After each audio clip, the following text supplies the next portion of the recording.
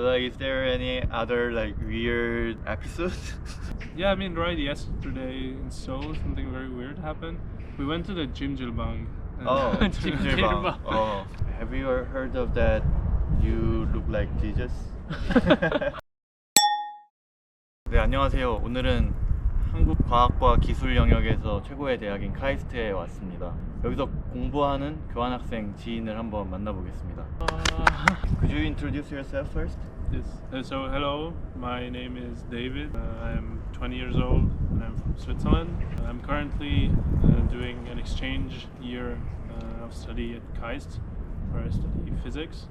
Firstly, I want to ask, how did you choose to come to Kaist as an exchange program? So in my home uni, there's a bunch of pre-set up exchange programs, which means like universities with which my home uni has an agreement on exchange students.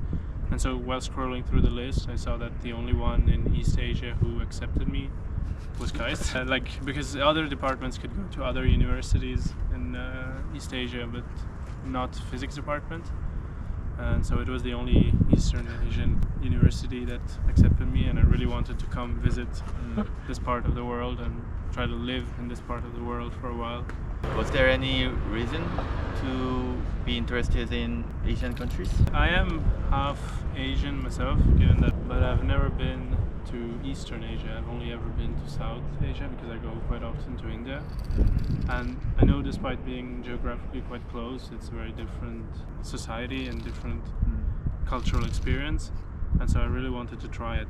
Is there any big difference between like Switzerland classes and Korean classes? Yeah, I think so, because in Korea it seems like when you go to class you're very serious and nobody talks. It is a big shock, yeah, that nobody talks. I thought at the beginning, yeah, maybe nobody talks because like they're all friends between each other and so they don't talk to me. But it turns out really nobody really talks even in between themselves. There's just like silence in the class. Whereas in Switzerland, like you would have people in the back of the room all doing some stuff or talking, or it's just more lively, I think. And your major is physics, so how come you decided to study physics? That's a tough question. I don't even know why I did that, really, to be honest. Maybe partly because I think it's the most interesting subject that there was in the science domain. And I've always been kind of good at science, I guess, so I was naturally pushed into that direction. And then once you came out of high school, either you had to do it in Switzerland, either you have to do an apprenticeship, so like work in a company or something, like you just start doing more manual work in a sense, or you had to do like scientific university basically. And I've always been pushed more in that direction. And then physics seemed like the most interesting scientific topic in my opinion. And yeah, also my dad is a physicist. So, so maybe I had to. Many people think like the people who major physics are quite genius, or same prejudice in Switzerland too. I think so, yeah, but maybe less starkly than in Korea, like less strong than in Korea. There is still like within our university, usually everybody, when you tell them that you study physics, they'll be like, oh, study physics, oh, that's super hard and everything. And you're like, yeah. Like I don't know what to say when people tell me that, because you cannot say yes because it would be like super arrogant. And you cannot say no either because it would be super like arrogant as well. So you can just say nothing. You're just like. Did you feel or experience any weird thing in Korea, in your perspective? Well, maybe being so silent, I guess. That's a big, like even at home, I'm not somebody who talks a lot. Like I'm considered to be somebody very quiet. And so of being here the most lively person, like being seen as this very like lively person is very strange to me, because I usually am like on the bottom of the lively scale and now suddenly I'm just on top of it. So in that sense it was a big cultural shock. And in Switzerland we don't have shared dormitories. Like I've never heard of people sleeping in the same room. Like dorms, usually how it works is that there's a public area that is a kitchen and like a living room, and that is shared between like 5 to 8 people. But then everybody has their private room, and so yeah, it is not. There's no problem with bringing over anybody you want. So yeah, that also was quite surprising at first, having to just share 24/7 space with somebody. Like you go home and there's always somebody in your room. How about the drinking? Oh yeah, that is actually a cultural shock. Coming from Switzerland, I had this idea of Koreans being very strict and everything. They're so strict about everything else, about being very like neat and having a nice appearance. I was sure like they would be very restrict on drinking. Yeah. But when I discovered that they have this huge like drinking culture, I was so surprised. Did you try somek? So I'm like, yeah, I tried. You like it? Yeah, I like it, but only because there's beer. Soju is a no. Do you drink sometimes soju? My company drink a lot. Oh, yeah. Co-worker drinks a lot. That's the Yeah. thing also, like drinking with your company, Yeah. something quite Yeah. surprising. Right. 회식. Yeah. Question. Yeah, 회식. So the company pressures you into drinking basically. Little bit. Yeah. Have you heard of that? You look like Jesus. I don't know if I told you, but there's a guy in the metro in Seoul who stopped me to take a picture with me. Oh really? Yeah, because I was like at one metro stop. I was waiting for some friends of mine to come up, and they were very late, so I waited for a while. And I think the station guy, he saw me like from the camera or something. He saw me waiting there, and then he just came up to me and he started talking, and he ended up like saying, "Oh, you look so much like Jesus." And then he like, "Can I take a picture with you?" And then he even like had us pray, like because my friends arrived in the meantime. And so then like he put us in a circle and we ended up praying with him. So. Wow. Like, is there any other like weird episodes? Yeah, I mean, right yesterday in Seoul, something very weird happened. We went to the Jimjilbang. Oh, Jimjilbang. Oh. And so there was like, of course, like I was getting naked and everything, and there's this random Korean guy, like quite older, like 40 or 50 or something. He just starts coming to me and he starts doing like this. And I didn't understand what he meant. He was just doing this, like just like this. I thought he meant to say like, "Oh, you're very strong," because I was like naked. And so push up and everything, and then he just like kept following me everywhere.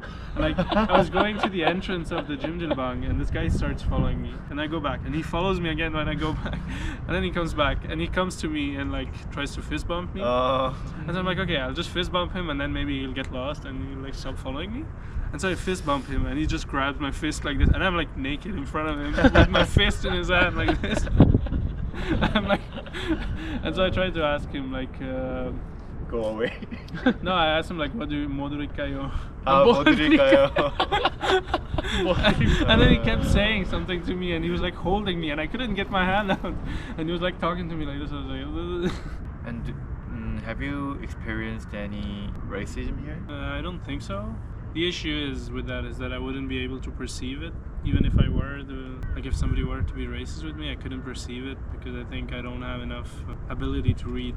Like in the Korean one, chunchit or something. 눈치? 눈치 is like Ability to read. the social context. Yeah, that's why I don't have enough to be able to do that. And do you think like in Switzerland there is racism? I would say so, yeah. Again, I cannot say I really experienced a lot. There are a few small instances that I could think of when I was young and everything, but I've never really suffered from it. I think maybe also because I come from a well-off family. Like, I never lived in a poor neighborhood where, like, if you were in that neighborhood, maybe people would be more racist to you. I always lived in, like my parents both had an academic career, both studied, and etc. So I think I have high enough social standing that I don't really feel that racism in a sense. But yeah, there is racism. I just cannot testify for it myself. Could you show your Korean? Introduce yourself. 안녕하세요. 저는 스위스 사람이에요.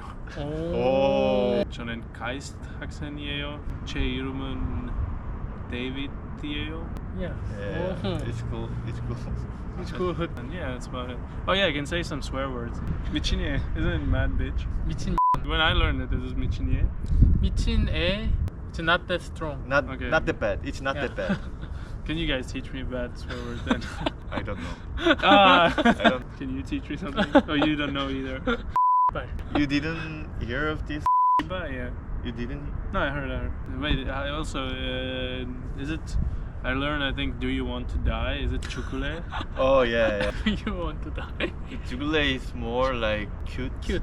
Ah, so what is the real one then? Chile? It's the 디질레. same meaning but It's worse. more.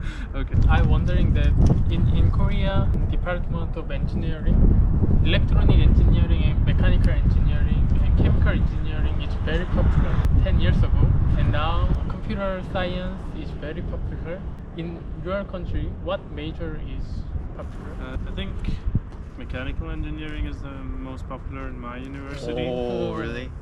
I think usually a department, the first year is about 300 people.